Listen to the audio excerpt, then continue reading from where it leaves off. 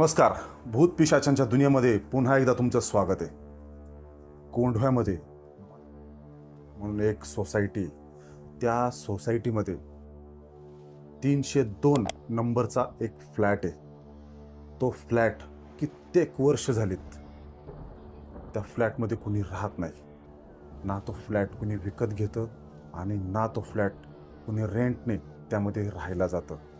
तो कित्येक वर्षापासून तो फ्लॅट आजही तसाच आहे, त्याच्यात कोणीही राहत नाही.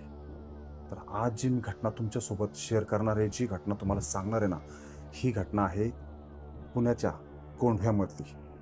पुण्यापासून थोडंसं लांब कात्रज, कोंढवा आणि फुरसुंगी त्या ठिकाणी हा फ्लॅट आहे. त्या फ्लॅटची जी स्टोरी आहे, त्या फ्लॅटमध्ये जी घटना काही वर्षांपूर्वी घडली होती ती तुम्हाला सांगणार आहे. हा रिअल एक्सपिरियन्स तर आपण पूर्ण ऐकणारच आहोत. ही घटना कशी घडली हे सुद्धा पूर्ण आपण ऐकणारच आहोत.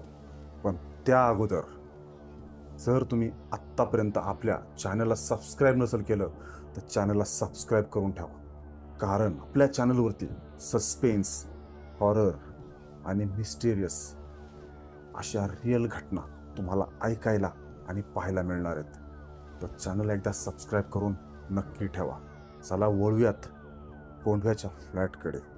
रमेश आणि त्याचे चुलते ह्या दोघांचं फुरसुंगी या परिसरामध्ये एक होलसेल साड्यांचं दुकान होतं. त्याचे चुलते आणि रमेश हे दोघंही त्या दुकानामध्ये पार्टनर म्हणून एकमेकांसोबत तो व्यवसाय करायचे. त्याचे चुलते हे बऱ्याच वर्षापासून पुणे परिसरामध्ये त्यांचं स्वतःचं घर होतं, ते तिथे राहायचे.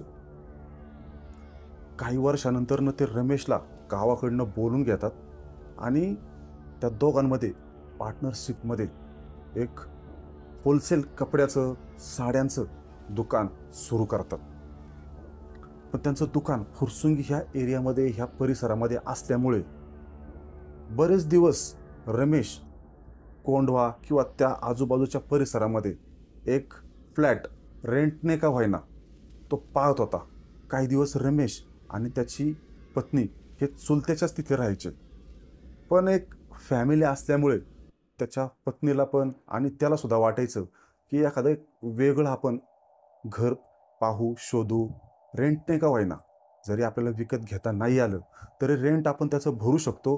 भाड्याने आपण एखादा फ्लॅट जिथे चांगला परिसर असेल, ज्या सोसायटीमध्ये चांगल्या सुखसुविधा असेल, अशा ठिकाणी आपण थोडंसं भाडं किंवा ते रेंट जास्त गेलं तरी चालेल, पण अशा ठिकाणी आपण एखादा फ्लॅट आपल्या राहण्यासाठी घेऊ. बरेच दिवस त्यांचा तो प्रयत्न चालू होता आणि एक दिवस त्यांना एक ब्रोकर कोंढव्यामध्ये एक फ्लॅट रिकामा आहे, रेंटने द्यायचा आहे हे सांगतो. आता त्यांना ती गरजच होती की किती दिवस आपण चुलत्याच्या तिथं राहायचं, त्यांना पण अडचण व्हायची. तर फॅमिली असल्यामुळे थोडंसं वेगळं राहणं कधीही चांगलं. तर एक दिवस तो फ्लॅट पाहायला जातो. चांगली सोसायटी होती, आजूबाजूचा परिसरही चांगला होता. एकदम अत्याधुनिक पद्धतीने त्या सोसायटीमध्ये त्यांची जी कामं होती ती केली होती. गार्डन, लिफ्ट, म्हणजे सगळ्या सुखसुविधा त्या ठिकाणी होत्या. एक 10 मजल्याचा तो टॉवर होता. ब्रोकरने जो फ्लॅट यांना दाखवला होता तो फ्लॅट 9व्या मजल्यावरती होता.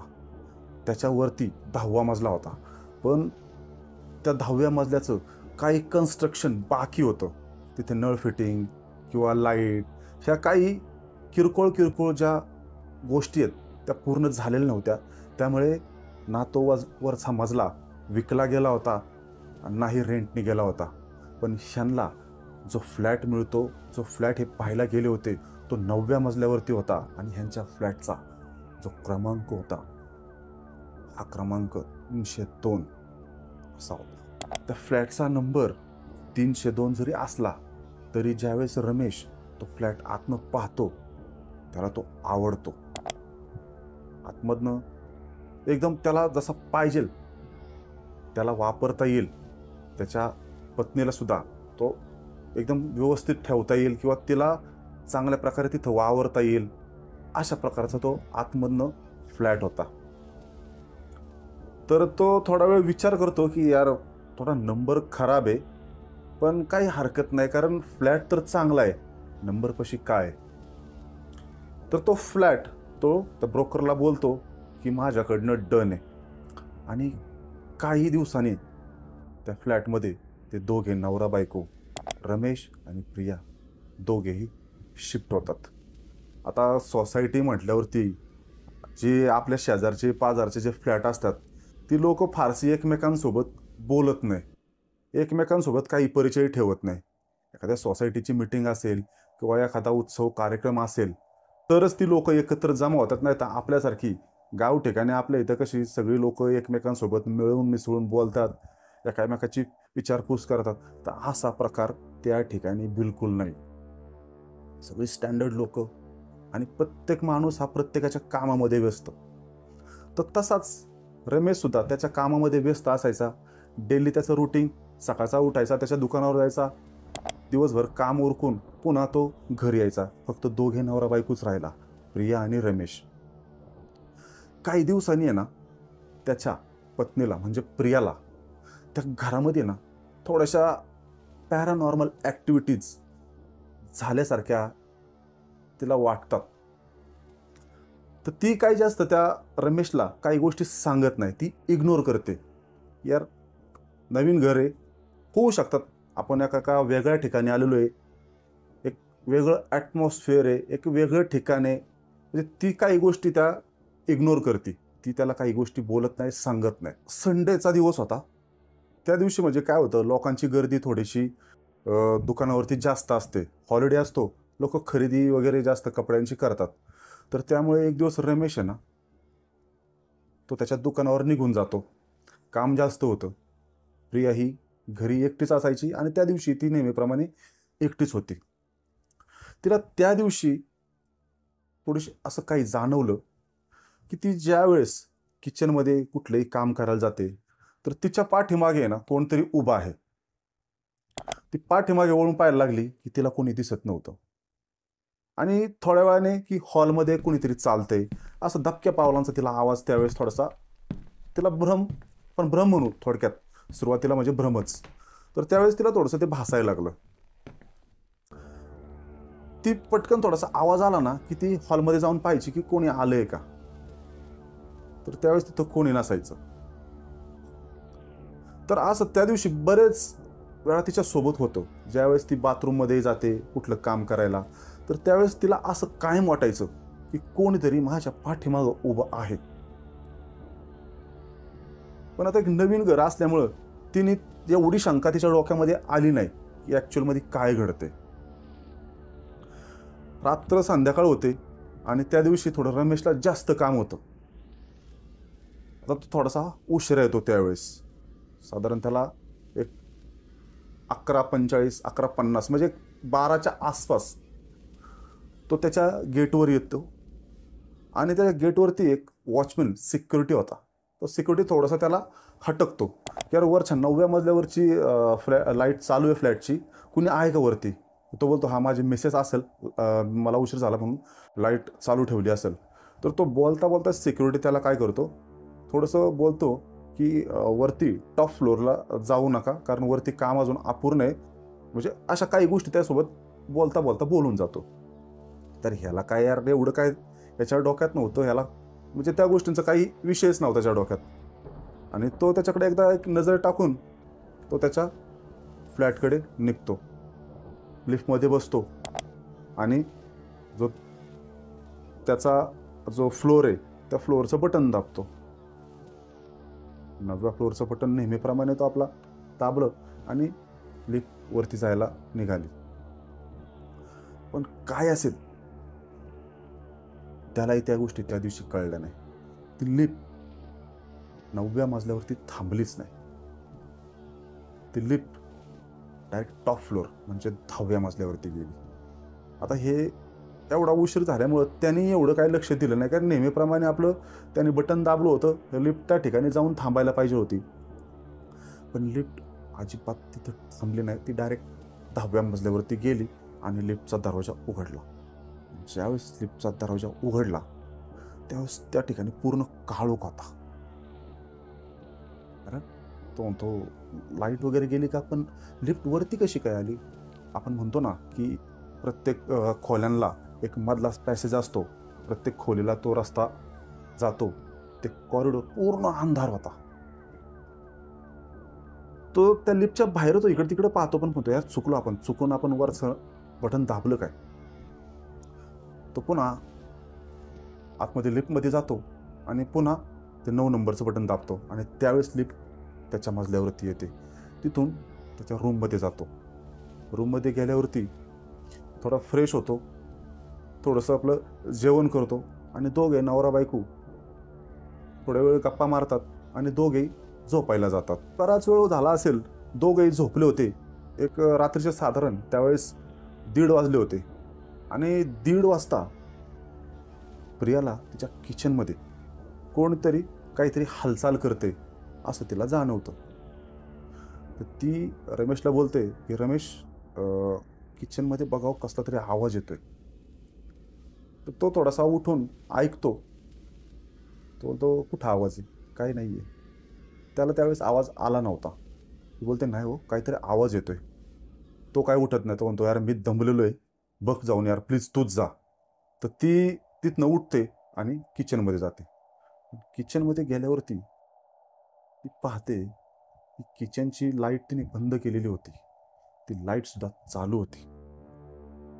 जो फ्रीज होता, तो फ्रीज सुद्धा त्याचा दरवाजा उघडा होता. ती बोलते की तिने स्वतःने लाईट बंद केलेली आहे, म्हणजे सगळ्या गोष्टी तिने हे केलेल्या आहेत. असं झालं काय? आणि तिची नजर तिच्या किचन वाट्यावर जाते. त्या किचन वाट्यावरती जो गॅस होता तो ऑन होता, म्हणजे तो गॅस पेटलेला होता. आता कुणी सुद्धा, सर्वसामान्य माणूस सुद्धा झोपताना गॅस बंद करून झोपतो. जो सिलेंडर आहे त्या सिलेंडरला जे बटन असतं ते सुद्धा तो बंद करून ठेवतो. तर तिला ते थोडंसं संशयास्पद वाटलं की यार मी तर ह्या सर्व गोष्टी, आणि मी काय स्वतःला म्हटले की मी काय एवढी वेडी थोडीच आहे की मी गॅस पेटून झोपायला जाईल. तर ती त्या सगळ्या गोष्टी बंद करते, लाईटवर पुन्हा बंद करते आणि बेडरूममध्ये येते. तिथे गेल्यावर ती म्हणते अहो जरा मला आज आहे ना थोडंसं वेगळं काहीतरी वाचते हो. तो बोलतो काय झालं? ती बोलते बघा, आत्ता मी गेले, मी गॅस बंद केलेला होता आणि सर्वात म्हणजे मी जो सिलेंडर आहे त्या सिलेंडरचं बटनसुद्धा बंद केलं होतं. गॅस जळत होता, फ्रीज उघडा होता. तर तो थोडासा हसतो. तो म्हणतो यार गप यार, आता पकवू नको, मला मला झोप आलेली आहे, फार दमलोय मी. बोलते नाही हो, ऐका माझं, मला आज थोडंसं असं जाणवतंय की आपल्या घरामध्ये आपल्या दोघांशिवाय आणखी कोणीतरी आहे. तो म्हणतो झोप आता जास्त, मला पकवू नको. नवरा बायकोचं थोडंसं ते त्यांच्या याच्यामध्ये होतं. आणि प्रिया पण मग काय करते, तो काही जास्त ऐकत नाही, त्याच्यामुळे ती आपली शांत झोपायचा प्रयत्न करते. आणि पुन्हा किचनमध्ये कोणतरी हालचाल करते हे त्याला आवाज येतो. आणि ती पुन्हा त्याला बोलते हो बघा, कोणीतरी पुन्हा आपल्या किचनमध्ये हालचाल करते. तो म्हणतो झोप यार, वरच्या मजल्यावरचं कोणीतरी जागा असेल, चालत वगैरे असेल, त्याच्यामुळं आवाज येतो. आता आपल्याला माहिती आहे की हे आता हे भिंती कशा असतात आपल्या ह्या ज्या RCCमध्ये जे बिल्डिंग एकमेकाला जोडून असतात, जे कॉलम हे सुद्धा एकमेकाला जोडून असतात, त्यामुळे आपण भिंतीला थोडंसं ठोकलं तरी पलीकडच्याला एकदम स्पष्ट ऐकायला जातं, म्हणजे ते व्हायब्रेशन होत असतं. तो बोलतो की यार वरच्या फ्लॅटवरचं कोणीतरी हालचाल करत असेल त्याच्यामुळं. पण ॲक्च्युअली त्याला पण माहिती होतं की वरच्या फ्लॅटवरती कोण राहत नाही, पण तो तिला झोपण्यासाठी तो काही गोष्टी तिला बोलतो. पण यार तिच्या मनात आहे ना ते चक्र चालू झालं होतं की यार नाही, हे असं चुकीचं काहीतरी घडलेलं आहे. कारण मला सगळं समजते की यार मी सगळ्या गोष्टी बंद केल्या होत्या आणि हे असं कसं शक्य आहे. पुन्हा काही वेळाने ना किचनमधनं कोणतरी हॉलकडे पळत येते असं तिला, चालतंय असं तिला जाणवतं. ती उठते, त्यावेळेस ती रमेशला बिलकुल आवाज देत नाही आणि तिचा बेडरूमचा दरवाजा उघडते आणि पूर्ण हॉल थोडासा नजरेखालून असा काढते की कोण आहे का, कारण तिला थोडासा संशय आला होता. तर एका कोपऱ्यामध्ये पाहते ना, ते एकदम पूर्ण अंधार, म्हणजे एकदम असं काहीतरी काळी वस्तू की जे आपल्याला स्पष्ट दिसत नाही, पण असं एकदम अंधार असल्यासारखं एका कोपऱ्यामध्ये दिसतं. बाकीचा जो हॉल होता त्यामध्ये कोपरे तिला स्पष्ट दिसत होते. घरामध्ये आपला जो झिरो बल्ब असतो तो तिने लावलेला होता, पण त्याच ठिकाणी तिला काय असा अंधार एकदम दिसला. ती थोडीशी डचकली आणि पुन्हा दरवाजा बंद करून आतमध्ये रमेशपाशी आली आणि त्याला बोलली की हो, कोणतरी आहे बरं का, 100% आहे. कारण बघा त्या एका कोपऱ्यामध्ये ना पूर्ण अंधार आहे, आजूबाजूचे कोपरे दिसतात पण तोच कोपरा मला स्पष्ट दिसत नाही. म्हणतो तुझ्या डोळ्यावरती आता झोप आलेली आहे, त्याच्यामुळे तुला अंधार दिसतोय, तू झोप, मलाही झोप दे. ती जास्त त्यावेळेस काय बोलत नाही, पण ती रात्रभर आहे ना तोच विचार करत होती. तिला भीती वाटली होती की काहीतरी आपल्या घरामध्ये घुसलेले, आणि ती आपलं झोपायचा प्रयत्न करते. झोप लागत नव्हती पण शांत पडून राहिली. पहाटेचे आहेत ना 4:30-5 वाजले असतील. पुन्हा तिला जाग येते आणि ह्यावेळेस तिला असं वाटतं जे बाथरूम आहे त्या बाथरूममध्ये ना कोणीतरी नळ चालू करून कोणतरी तिथं, म्हणजे एक आवाज, ती स्वतःच्या आवाजामध्ये एक छोटं बारीक ह्याच्यात गाणं बोलते, स्वतःच बडबड करते, गाणं म्हणते. शावरचा आवाज चालू होतो. तिला थोडंसं ते डाऊटफुल वाटलं, पण आता तिने रमेशला उठवणं हे योग्य समजलं नाही. ती थोडा वेळ तशीच पडून राहिली. तो आवाज बराच वेळ तिला येत होता आणि काही वेळाने ना तो शावरचा नळाचा आवाज बंद झाला आणि ती घाबरत घाबरत बेडरूमचा तिचा दरवाजा उघडला आणि ती बाथरूमकडे निघाली. बाथरूमकडे निघाल्यावर तिला पहिला जी भीती वाटली ना, ती भीती होती तिच्या बेडरूमपाशी कुणाची तरी ओले पाय तिच्या बेडरूमच्या दरवाजापर्यंत चालत आलेले. तिला पायाला ओलं लागलं. त्यावेळेस तिला लगेच कळलं की यार, आपल्या दोघांशिवाय इथं कोणीतरी आहे. मी रात्री पण बोलत होते आणि आत्ता सुद्धा ह्या गोष्टी सिद्ध होते की बेडरूमपर्यंत ओले पाय आले कसे, कारण मी तर बाथरूममध्ये आतापर्यंत गेले नाही. हे ओले पाय आले कुठून? हॉलमधला पहिला बल्ब चालू करते आणि त्यावेळेस तिला खरंच त्यावेळेस आहे ना त्या, म्हणजे तिच्या बेडरूमच्या दरवाजापासून जे ओले पाय ते तिथपर्यंत आलेले तिला दिसले. ते पावलांचे जे ओले ठसे असतात ना, ते ओले ठसे तिला त्यावेळेस दिसले. नाही ना बाथरूमकडे जाते, कारण पाठ थोडक्यात झालीच होती. 4:30-5 वाजले होते, म्हणजे थोडासा बाहेर उजेड पडतोच. बाथरूममध्ये जाते आणि त्यावेळेस जे ती पाहते ना, खरंच खूप भयानक घाबरवण्यासारखं होतं. आपण जी पेस्ट लावतो ना, कोलगेट असू द्या, पेप्सोडेंट असू द्या, डाबरलाल दंतमंजन असू द्या, ती पेस्ट कोणीतरी दात घासलेत आणि त्या बाथरूममध्ये गुळणा केलाय, पण त्याच्यावरती कोणी पाणी टाकलेलं नाही. त्याचा असा फेस अख्खा पडलेला. साबण आत्ताच कोणीतरी यूज केलाय हे तिला दिसलं. अरे बाबा, आंघोळ केल्यावरती साबण ओला होतो ना, साबणाला हात लावून पाहिलं तर साबण ओला झालेला. खाली त्या पायाचे ठसे होते ना, त्या पायाच्या ठसेकडे बघते. आता पुरुषाचे जे पायाचे ठसे असतात हे थोडेसे मोठे आणि पसरट असतात, आणि ज्या लेडीज आहेत त्या लेडीजच्या पायाचे ठसे छोटे पाय असतात, 6-7, जे आपण चप्पल बूट त्याच्यामध्ये बसतो, म्हणजे छोटे पाय असतात. तर ते पाय आहेत ना एका बाईचे असल्यासारखं तिला वाटतं. ती तिथून आहे ना मोठ्याने ओरडते आणि तिच्या बेडरूमच्या दरवाजामध्ये जाऊन मोठ्याने त्याला आवाज देते, उठा, काहीतरी घडले आपल्या घरात. आणि तो डोळे चोळतच उठतो आणि तिला विचारतो काय झाले, कशाला उठव. तर ती त्यावेळेस त्याला बोलते की बघा, मी तुम्हाला रात्री पण सांगत होते की आपल्या घरामध्ये ना कोणीतरी फिरतंय. तो बोलतो काहीतरी नको सांगू.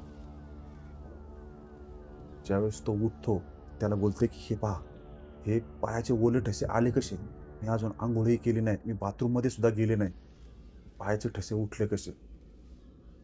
तर तो थोडासा सकाळ तिच्याकडे बघून हसतो. त्याला बोलतो सोड ना, चल पाणी गरम करायला लाव, मला पण आंघोळ करायची. पण तो त्यावेळेस तिचं काही कुठलं शब्द त्याने ऐकला नव्हता. तो इग्नोर करतो पूर्णतः. पण आज त्याला खरं काय आहे ते समजणार होतं. आज त्या दोघांच्या आयुष्यामध्ये आजच्या रात्री भयानक त्यांना काहीतरी कृत्य दिसणार होतं, घडणार होतं. तो त्यावेळेस तर तिला इग्नोर करतो आणि तिला बोलतो की जा पाणी गरम कर, मला आंघोळ करायचं, मी काही वेळाने निघल. आणि तो काही वेळाने आंघोळ वगैरे करतो. तो बिलकुल सुद्धा त्या घटनेकडे त्याने लक्ष दिलं नव्हतं. पण प्रिया होती ती टेन्स झाली होती, तिला भीती वाटली होती आणि खरंच ती फार भिलेली होती त्यावेळेस. दोघांचाही सकाळचा काही वेळा नाश्ता होतो. मग त्यावेळेस पूर्ण दिवस उजडला होता. सगळी लोक रस्त्यावरती आली होती, बाहेर आली होती घराच्या. तर त्यानंतर ह्या गोष्टी म्हणजे आपण सर्वसामान्य माणूस असो या कुणी पण असू द्या, ह्या गोष्टींचं त्यावेळेस आपण कधी आपल्या मनात येतच नाही. तर त्यानंतर तो काही वेळाने तिच्यासोबत गप्पा मारत ती पुन्हा त्याला सांगते की यार असं असं घडलंय. तर तो बघू चला, आज संध्याकाळी जर तसं घडलं तर आपण थोडंसं पाहू. तो काही वेळाने त्याच्या दुकानावर निघून जातो. त्यावेळेस प्रिया आता एकटीच. प्रिया तिच्या किचनमधलं जे काही काम करत होती ना, तिला पुन्हा तेच दिसायला लागलं, व्हायला लागलं. पाचशे साधारण त्यावेळेस 12-1 वाजले असतील. त्यावेळेस ती बेडरूम मध्ये बसली होती. त्यावेळेस तिला तिच्या कानाच्या पाठीमागे एक आवाज येतो, पुढचा नंबर तुझा. रिपीट मध्ये आवाज येतो, पुढचा नंबर तुझा. थांब, पुढचा नंबर तुझा. पहिला त्यावेळेस खरंच शपथ तुम्हाला खोट नाही सांगत, त्यांनी जी स्टोरी मला सांगितली ना, अगदी भयानक त्यावेळेस प्रियाची कंडिशन झाली होती. पण आता तर रमेश तर कामावरती गेलाय, त्याला काय सांगणार? तो तर रात्रीपासून त्या गोष्टी इग्नोरच करत होता. त्यामुळे तिने फोनच केला नाही. पण ती त्यावेळेस खरंच घाबरली, पूर्ण घाबरली, ती जाम घाबरली. यार म्हणजे कानात आवाज येतोय की पुढचा नंबर तुझा, म्हणजे ह्याचा काय अर्थ समजायचा? म्हणजे तिला अक्षरशः भीती वाटली त्यावेळेस. ती त्याच्यानंतर थोडा वेळ खाली गेली, ग्राउंडमध्ये बराच वेळ बसली. काय काय नाही. तिथं थोडंसं आजूबाजूच्या लोकांना पण म्हणजे जे त्या ठिकाणी त्या बिल्डिंगमध्ये राहतात त्यांना विचारायचा तिने प्रयत्न केला. पण कुणाची गरज नाहीये, कोण जास्त कुणाला काही गोष्टी सांगत नाही. तिला थोडंसं खाली ग्राउंडमध्ये बसल्यामुळे काही गोष्टी तिला थोड्याशा चांगल्या वाटल्या. तिला थोडंसं फिलिंग तिला चांगलं यायला लागलं की यार म्हणजे जे तिच्या डोक्यात रात्रीपासून जे चालत होतं ते थोडंसं ती विसरली आणि पुन्हा ती आपली त्याच्या घरात गेली आणि पुन्हा आपली ती स्वयंपाकाला लागली. स्वयंपाकाला लागल्यावरती काही वेळाने पुन्हा तिला तोच आवाज ऐकायला, पुढचा नंबर तुझा, पुढचा नंबर तुझा, पुढचा नंबर तुझाच आहे बरं का, आवाज आला. ती त्यावेळेस जी ती विसरली होती पुन्हा तिला तेच आठवलं. ती पाठीमागं बघायची, पुढं बघायची, पाठीमागं बघायची, पुढं बघायची. सगळ्या घरातल्या लाईट लावल्या तिने. घरामध्ये जे म्युझिक सिस्टम होतं ते म्युझिक सिस्टमचा थोडासा आवाज वाढवला. त्यामध्ये थोडीशी देवाची गाणी लावली. तिचा पूर्ण स्वयंपाक झाला आणि ती वाट पाहत होती रमेशची येण्याची. तर त्यावेळेस पण रमेशला थोडासा यायला उशीरच झाला. रमेश पुन्हा त्या लिफ्टमध्ये बसला. पण आज रमेशला काही गोष्टी दिसणार होत्या. जो गोष्टी इग्नोर करत होता त्या गोष्टी त्याला दिसणार होत्या. तो पुन्हा आपल्या नेहमीप्रमाणे त्या लिफ्टचं बटन दाबलं आणि त्याच्या मजल्यावरती यायला निघाला. पण तो आज सुद्धा 9व्या मजल्यावरती पोहोचलाच नाही. तो पोहोचला 10व्या मजल्यावरती. लिफ्टचा दरवाजा उघडला आणि जे त्यांनी पाहिलं असलं खतरनाक दृश्य होतं. अगदी खतरनाक म्हणजे एकदम भयान दृश्य त्यांनी पाहिलं. एक बाई, पूर्ण केस सोडलेली, अंगात काळी साडी आणि तिचे डोळे आहेत ना असे हलके असे लाल झालेले, जशी काही ती बाई आत्ताच बाथरूममध्ये आंघोळ करून केस अशी सोडून बाहेर आलीत. ओली चिंब केस. ती ह्याच्याकडे अशी नजर करून पाहत होती. अरे यार, तो लिफ्टच्या बाहेर पाय ठेवणार तेवढ्यात त्याला लक्षात आलं, अरे आपण पुन्हा 10व्या मजल्यावरती आलो. पटकन बटन दाबलं आणि लिफ्टचा दरवाजा बंद झाला. 9व्या मजल्यावरती गेला. घाईघाईने त्याच्या फ्लॅटमध्ये घुसला. फ्लॅटमध्ये घुसल्यावरती बोलते, काय झालं एवढं घाई गडबडीत काय आले? मी जे आत्ता पाहिले ना खरंच भयान होतं. मग त्यावेळेस त्यांनी सांगितलं, यार मी काल सुद्धा चुकून वरच्या 10व्या मजल्यावरती गेलो, पूर्ण अंधार आहे. मी आज सुद्धा मला माहिती नाहीये की कसा काय मी त्या ठिकाणी पोहोचलो. आणि लिफ्टचा दरवाजा उघडला. एक बाई, ती केस सोडलेली, जणू काही तिने आत्ताच आंघोळ केलेली, पूर्ण केस ओली, अंगावरती पूर्ण काळी साडी आणि माझ्याकडे अशी एकदम भयान विचित्र नजरेने ती मला पाहत होती. त्यावेळेस प्रिया त्याला बोलली की मी तुम्हाला तेच बोलतेच की मला सुद्धा हे 2-3 दिवसापासून हे जाणवायला लागले, भासायला लागले. मला वाटलं माझा भ्रम आहे, पण नाही. आज मी सकाळी जे पाहिलं होतं ना आपल्या बेडरूमपर्यंत, कोणीतरी बाईचं पायाचे ठसे आपल्या बेडरूमच्या दरवाजापर्यंत आलेले होते. आणि जसं काय आपण काय आतमध्ये बोलतोय हे ऐकत होते, असं मला आज सकाळी दिसलं. बाथरूममध्ये गेले, कोलगेट जे आपण दात घासतो त्याचा फेस पडलेला होता, नळाचा आवाज आला होता, बाथरूममध्ये पूर्ण पाणी होतं, साबणही ओला होता. ते त्यावेळेस मग त्याला, कारण आता तो जो इग्नोर करत होता ना तिच्या काही गोष्टींना, जी ती बोलत होती, आता त्याला काही गोष्टींचा विश्वास पटला होता. तो बोलतो, यार सकाळ झाली ना, आपण खरंच त्या गोष्टी ना सकाळ थोड्याशा क्लिअर करू. खाली सिक्युरिटी आहे किंवा ह्या सोसायटीचा जो मॅनेजर आहे ना, त्या मॅनेजरला आपण विचारू की खरं काय आहे. त्यावेळेस ते ना जेवण करतात आणि दोघंही पुन्हा आपले काही वेळ गप्पा मारून झोपायला जातात. झोपायला गेल्यावरती ना पुन्हा काही वेळाने किचनमध्ये पुन्हा तोच आवाज यायला सुरुवात होते. फ्रीज बंद झालं, धप धप धप धप. आपण फ्रीज उघडल्यावर आवाज येतो थोडासा, आणि लावल्यावरती धपकन आवाज येतो, हा असा आवाज येतो. काही वेळाने पुन्हा नळ चालू केलाय, जो आपल्या किचनमध्ये सिंक असतं, त्या सिंकमध्ये जो नळ असतो तो नळ चालू केलाय. अचानक आवाज यायला सुरुवात झाली. तर ती पुन्हा रमेशला बोलली, आता तुम्ही ऐकताय ना, बघा काहीतरी हालचाली होत्या ते, काहीतरी हालचाली होत्या ते. दोघे सुद्धा नवरा बायको आहे ना तिथून उठून जातात. आणि ॲक्च्युअलमध्ये ज्यावेळेस त्यांच्या किचनमध्ये जातात ना, त्यावेळेस खरंच त्यांना तिथं नळ चालू असलेला दिसला, फ्रीज उघडा दिसला. अर्धवट, जसं काय घाईघाईमध्ये कोणतरी बंद करायचं विसरून गेलं. आणि जो गॅस होता तो गॅस पुन्हा जळत होता. त्याच्यावरती पातेलं नाही, कढई नाही, कुठलंही भांड नव्हतं, पण तो पेटलेला होता. बोलले, रात्री सुद्धा मी हे दृश्य पाहिलं होतं. त्यावेळेस त्याला कळतं की यार खरंच आमच्या दोघांशिवाय आपल्या फ्लॅटमध्ये तिसरी व्यक्ती आहे. कोणीतरी निगेटिव्ह एनर्जी आपल्याकडे पाहते, आपल्या शेजारी राहतात, पण आपल्याला दिसत नाही. पॅरानॉर्मल ॲक्टिव्हिटीज इथं काहीतरी घडून आणण्याचा प्रयत्न करतात.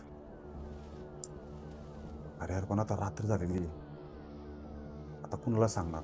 आणि शेजारचे आजूबाजूचे जे फ्लॅटवाले आहेत त्यांना काय एकमेकाचं घेणं नाही देणं, ते काय सांगणार आहेत? तो घे ना पुन्हा आपले त्यांच्या रूममध्ये झोपायला जातात. पण त्यावेळेस ते बेडरूमचा दरवाजा बंद करत नाही. आणि काही वेळाने पुन्हा त्यांच्या हॉलमध्ये ना कोणीतरी फिरक्या मारतंय, चालतंय, आवाज येतो.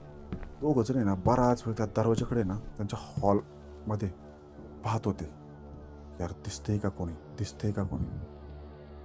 कोणी दिसलं नाही. आणि अचानक त्यांना आहे ना एक अशी आकृती दिसली, ती बाईच, काळ्या रंगाची साडी, डोळे असे थोडे पांढरे शुभ्र झालेले, केस ओढली. आणि पुन्हा तो रमेश तिथनं उठतो तडकन, बाहेरची लाईट चालू करतो, पण त्यावेळेस तिथं कोणी नव्हतं. पण त्यावेळेस त्या केसांमधले जे पाण्याचे टिपके होते ना, ते टिपके त्या फरशीवरती आहेत ना असे पडलेले होते. तो तर आहे ना डोक्याला हात लावतो की यार आता आपण पुढं बसलोय, आपल्यासोबत काहीतरी होणार नाही ना असं काही गोष्टी. प्रिया आणि रमेश दोघांच्या हृदयाचे ठोके आहेत ना असे वाढायला सुरुवात झाली. अंगाला घाम फुटला होता. पण ते तसेच त्यांच्या बेडरूममध्ये जाऊन बसले. रात्रभर एकमेकांसोबत शेजारी शेजारी राहिले. काही होतंय का काय, कोणी येते का काय, रात्रभर झोपले नाही. दुसऱ्या दिवशी आहे ना सकाळी ते उठले आणि त्यांच्या जे सोसायटीचा मॅनेजर होता आणि जो सिक्युरिटी होता त्या दोघांकडे गेले. आणि तिथं गेल्यावरती त्या मॅनेजरला विचारलं,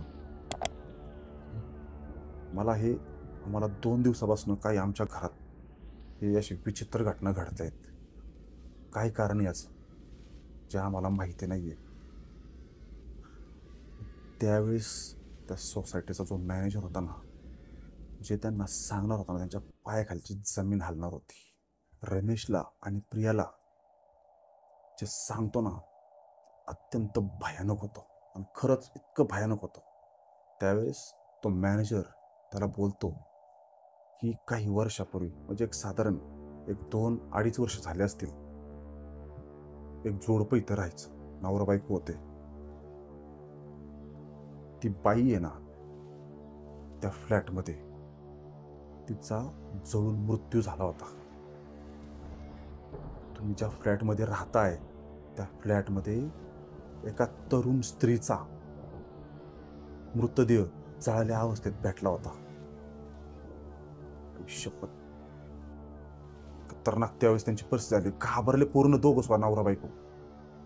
यार आयुष्यात काय खतरनाक गोष्टी अशा आपल्यासोबत होतील का काय.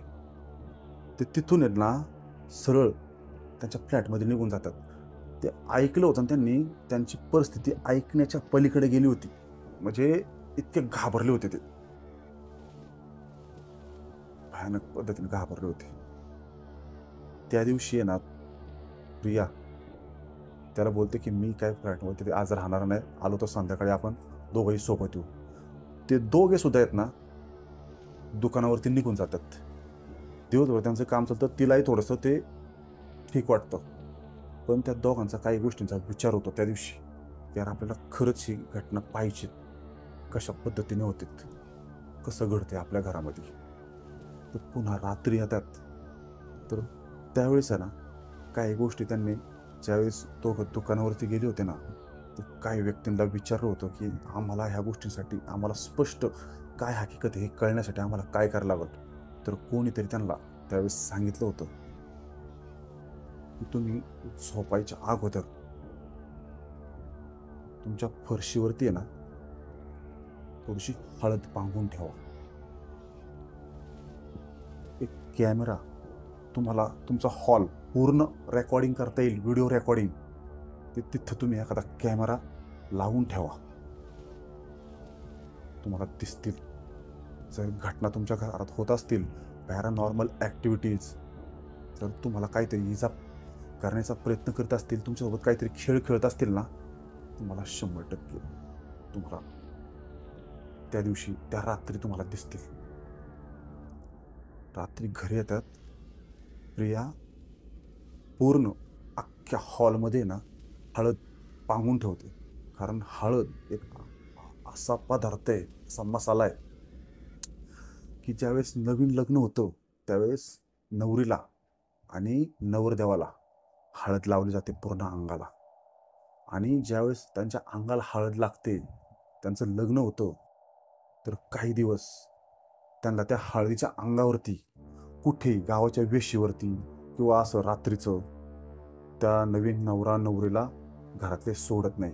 कारण असं बोललं जातं, जुनी रूढीप्रमाणे, चालीप्रमाणे, जुन्या लोकांच्या ज्या म्हणण्याप्रमाणे हळद एक असा पदार्थ आहे की भूत, प्रेत, आत्मा त्या हळदीला पाहून लवकर अट्रॅक्ट होतात, हळदीकडे खेचले जातात. त्या दिवशी खरंच तसंच झालं. पुन्हा रात्रीचं झोपल्यावरती काही वेळाने ना नळ चालू झाला, गॅस त्यांचा पुन्हा चालू झाला, फ्रीजचा दरवाजा बंद झालो आवाज यायला लागला. पण ह्यावेळेस आहे ना ते बिलकुलही त्यांच्या रूममधनं बाहेर आले नाही, अजिबात हल्लेच नाही, जागे होते. सगळ्या गोष्टी त्यांच्या कानाला ऐकता येईल अशा त्यांनी करून ठेवलेल्या होत्या. 2 वाजले, घरातली भांडी हलतायत, बाथरूम मध्ये जाऊन कोणीतरी पाणी चालू करते. सगळ्या गोष्टी त्यांना जाणवायला मिळाल्या, बघायला मिळाल्या. जो त्यांचा हॉल होता त्या हॉलमधनं त्या ओल्या पायाने कोणतरी चालतंय हे सुद्धा त्यांना कळत होतं, पण ते बिलकुल सुद्धा बाहेर आले नाही. त्यांच्या कॅमेऱ्यामध्ये अशा काही भयानक गोष्टी त्यावेळेस रेकॉर्ड झाल्या होत्या ना, ह्या खरंच पाहण्यासारख्या नव्हत्या. इतक्या भयानक गोष्टी त्यांच्या त्या कॅमेऱ्यामध्ये रेकॉर्ड झाल्या होत्या. दुसऱ्या दिवशी ज्यावेळेस पहाट झाली ना, त्यांनी जी हळद त्यांच्या त्या फरशीवरती फ्लोअरवरती पांगवली होती ना, त्या हळदीवरती खरंच एका बाईची पाऊल चाललेली दिसली त्यांना. ठसे उमटले होते, जे नेहमी पाण्याचे ठसे होते ना, ते हळद टाकल्यामुळं ती हळद कोणाच्या तरी पायाला चिटकली. अख्ख्या घरामध्ये रात्रभर कोणतरी एअरझरा घालतंय, किचनमध्ये जाते. हॉलमध्येच त्यांनी जी हळद टाकली होती तर पूर्ण त्यांच्या किचनमध्ये सुद्धा हळदीचे पाय, तिथं ठसे, बाथरूमपाशी पण हळदीच्या पायाचे ठसे. त्या बाथरूममध्ये सुद्धा पिवळं, ज्यावेळेस नळ चालू केला होता ना तर पिवळं पाणी एका काही ठिकाणी असं थोडंसं शिल्लक तुंबतं ना, तर असं राहिलेलं. आयुष्यभर त्यांना त्यावेळेस खरंच कळलं की रात्री आपल्या घरात निगेटिव्ह एनर्जी रात्रभर आपल्यासोबत राहते, पॅरानॉर्मल ॲक्टिव्हिटीज आपल्या घरात होत आहेत.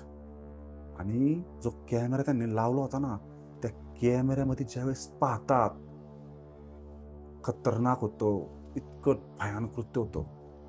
जी काळ्या रंगाची साडी घालून बाई जी रमेशला 10व्या मजल्यावरती दिसली होती, तीच बाई रात्रभर त्या हॉलमध्ये फिरत होती, किचनमध्ये फिरत होती आणि काही वेळाने त्यांच्या बेडरूमच्या दरवाजापाशी यायची आणि त्या दरवाजाला कान लावून, हात लावून अशी काही ऐकायचा प्रयत्न करायची.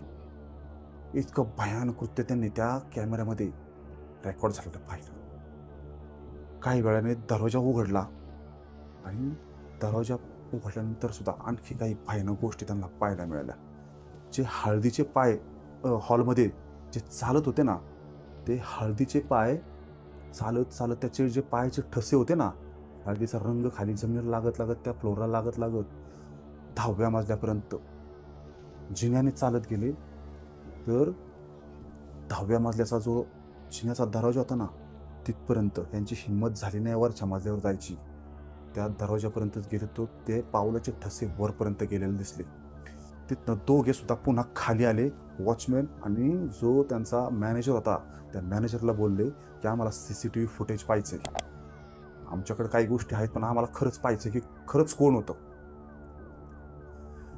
त्यावेळेस ते CCTV फुटेज ते पाहतात ना, तर ती बाई आहे ना, त्या कॉरिडॉरमध्ये जे CCTV असतात ना, त्याच्यामध्ये ती बाई काळ्या रंगाची साडी घातलेली, केस सोडलेली, लाल पांढरे डोळे दिसतात, अशी अस्पष्ट दिसणारी बाई त्या ठिकाणी त्या कॅमेऱ्यामध्ये CCTV फुटेजमध्ये दिसली. आणि एक क्षण असा होता की रात्रीचे आहेत ना, ज्यावेळेस 2 वाजले ना, त्यावेळेस रमेशच्या घराच्या दरवाजापाशी येऊन तिने तो दरवाजा उघडलाय आणि 2 वाजता ती यांच्या घरामध्ये शिरली असं त्यांना त्या CCTV फुटेजमध्ये दिसलं. भयानक त्यावेळेस ते घडलेलं होतं. त्यानंतरही ना त्यांनी तो रेंटचा तो फ्लॅट सोडून गेले. 302 फ्लॅट हा त्यांनी कायमचा सोडून गेले. त्यांनी त्यांच्या चुलत्याच्या तिकडे जाऊन काही दिवसाने दुसरीकडे एक फ्लॅट पाहिला. आज पण तो फ्लॅट हॉन्टेड म्हणून बघितला जातो. आज सुद्धा तो फ्लॅट हॉन्टेडच आहे. कोणी तिथं राहत नाही. बाकीच्या लोकांना कुठलाही प्रॉब्लेम नाही. फक्त तो एकच फ्लॅट नंबर 302. लक्षात राहू द्या मित्रांनो. हा व्हिडिओ थोडासा आहे ना, म्हणजे जे लेंथ आहे, जे मिनिट आहेत ते थोडेसे जास्त झालेले आहेत, मलाही माहिती आहे. पण काही घटना तुम्हाला थोड्याशा स्पष्ट सांगायच्या होत्या. त्या घटनाक्रम तुम्हाला सांगणं गरजेचं होतं, तरच ऐकायला, पाहायला आणि तो सस्पेन्स, हॉरर, थ्रिल अनुभवायला मजा येते. ही घटना रमेश आणि प्रियासोबत घडली होती, जे एक होलसेल कापड व्यापारी होते. त्या नवरा बायकोंसोबत घडली होती. तुम्हाला ही घटना, हा रिअल एक्सपिरियन्स कसा वाटला हे कमेंटमध्ये नक्की सांगा. आणि आत्तापर्यंत आपल्या the horror touch Marathi YouTube चॅनलला जर सबस्क्राईब नसेल केलं तर नक्की सबस्क्राईब करा. चला भेटूया पुढच्या व्हिडिओमध्ये. तोपर्यंत डरना मना है.